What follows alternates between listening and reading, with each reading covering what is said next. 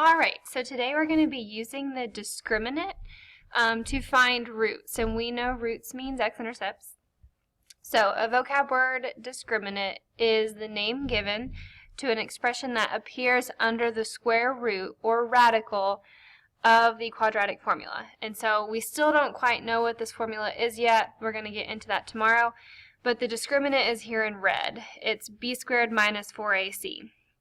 So as you can see right here, the discriminant tells you the nature of the roots of a quadratic equation that, given a, b, and c, are rational numbers. It quickly tells you the number of real roots, or in other words, the number of x-intercepts. So basically, this lovely formula here called the discriminant will tell me how many roots my quadratic has.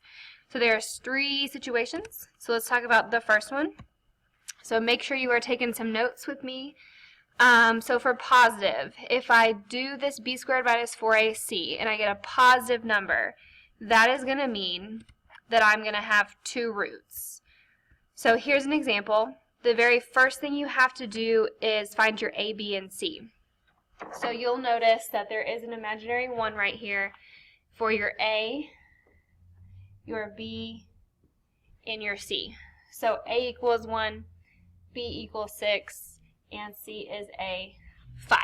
So now all you do is plug those numbers into this equation right up here and see if you get a positive number.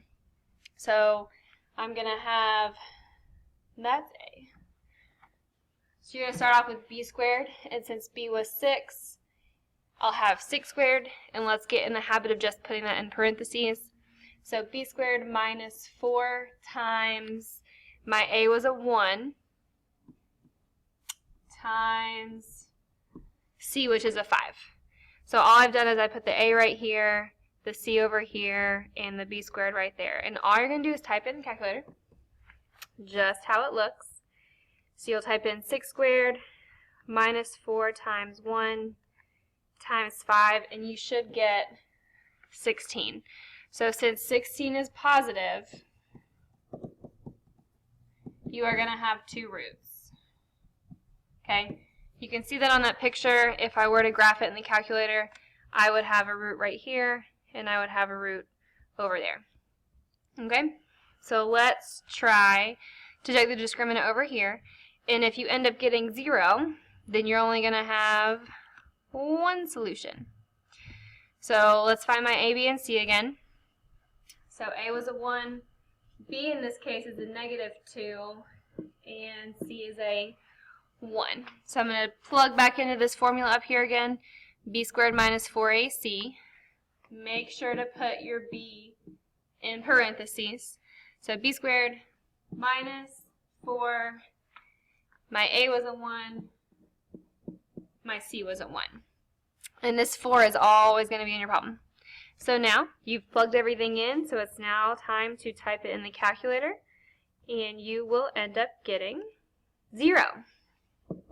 Okay, which is what I wanted. So if you get 0, then you're going to have one solution. Or we can call that a root too. So I've got one solution or root, and if I were to graph that in the calculator, you would see that that root is only going to touch once. Okay? Now let's say the last case is if you do the discriminant b squared minus 4ac and you get a negative, then you're not going to have any roots. So my a was a 1, b is a negative 3, and c is a 10. We're going to plug it in the formula b squared. Make sure you put it in parentheses, minus 4a, and then c was a 10. So we're going to type that all in the calculator. Don't forget your parentheses, and you get negative 31. So since that number was a negative, you're not going to have any roots. No roots or x-intercepts. Okay? And that's the discriminant. So these were all some pretty simple cases. I didn't have to do any algebra. I could just find my a, b, and c, plug it into b squared minus 4ac, and just check to see if it was positive, 2 roots, 0, 1 root, negative number, no roots. So if you will turn your paper on the back, we can talk about some more problems. All right, so more challenging problems. Example 1 is when the right side is a number. So over here I have the right side a -9. I can easily move that over here by doing the opposite. So I'm going to plus 9 to both sides. And I'm going to do it under that 15 because it's a number. You will end up getting 0. -15 plus 9 is going to be, that's not right, -6. And we're going to bring down these other terms over here. So -7x squared plus 8x. So now this was when we could start factoring when it's equal to 0. And so this is when I can now do my discriminant. So the first thing I'm going to do is find my A, -7, my B, an 8, and my C, a -6. So now I'm going to plug it into that formula, and remember the formula is b squared minus 4ac. So I'm going to have 8 squared minus 4 times -7 times -6. And then you type it in the calculator.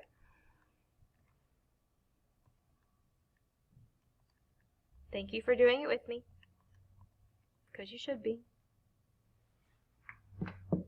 You get -104.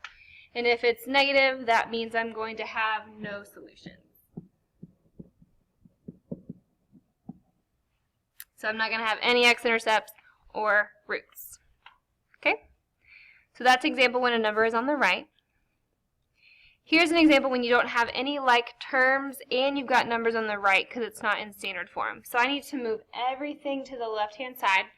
So I'm going to do that by plussing 6x and plussing 6x. Now, I can't combine these because they don't have the same exponent, so you're just going to rewrite them. Okay? And that other side was equal to 0. So now everything's on the right side. I can kind of ignore this equals 0, and now I can start finding my A, B, and C. But what you'll notice is we're missing a third term. We're actually missing our C.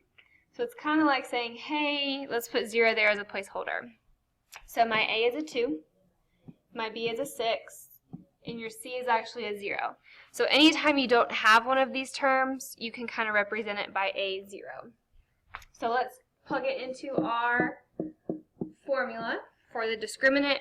So b squared, 6 squared, minus 4 times 2 times 0. And when you type that all in, you'll actually get 36. And so since 36 is positive, you are going to have 2 roots.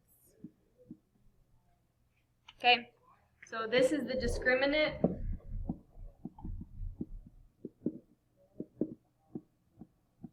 That's the number you get. And then if it's positive, you're going to have 2 roots. All right, one more problem.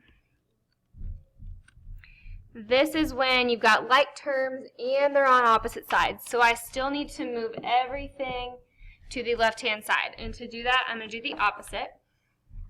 So first I'm going to minus 4x and minus 4x over here. There's no nice term to put underneath because none of these just have an x. So this will go away. And since I can't combine any of these terms, I'm going to rewrite it, but I'm going to rewrite it in order to help me out.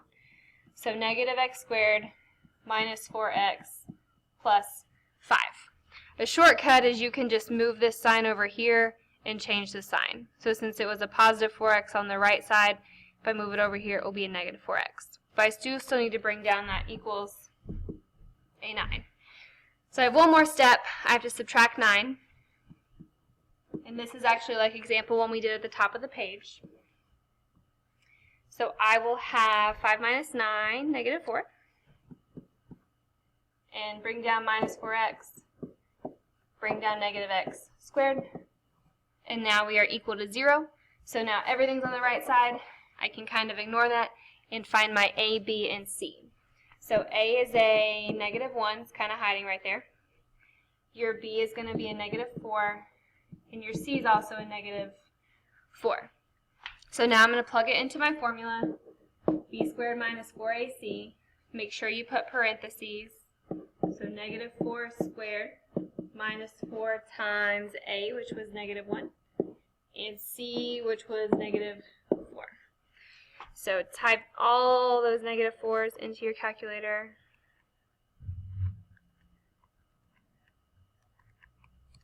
And you get 0.